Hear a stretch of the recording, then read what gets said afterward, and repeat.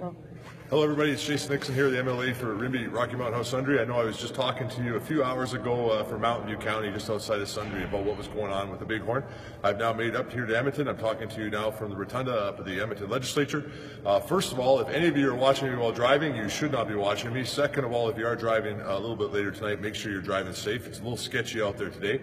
I just wanted to update you about some big news that we've got about what's going on with the Bighorn. As most of you who have been following this know, a couple things have taken place over the last 10 days. First, the Minister of Environment has insisted that she would not have open public meetings inside our community. In fact, she said one town hall was enough by telephone, not an in-person town hall. In addition to that, some of the consultation meetings that she's having across the province are only invite only, so everybody is turned away from the door unless they are on the NDP list, except for, interestingly enough, in Edmonton, but that's another story.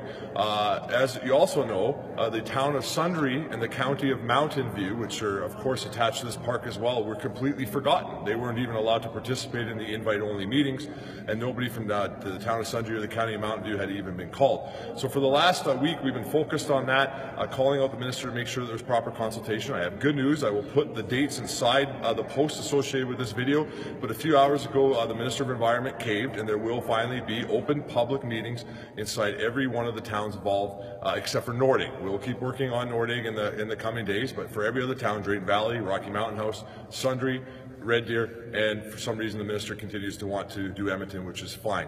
I encourage all of you to make sure that you come out and you participate in those events, in those meetings. Make sure your opinions are heard, problems are raised. I know many of you are frustrated because you've seen elsewhere where parks have done these type of consultation processes and completely disregarded what you said.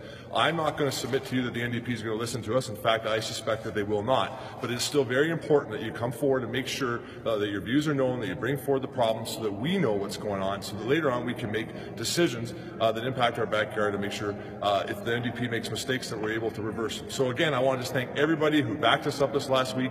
Take the victory. We've been able to get our public meetings, but keep going. Keep making sure that your opinion is heard and your concerns are heard, and we'll see you guys all later.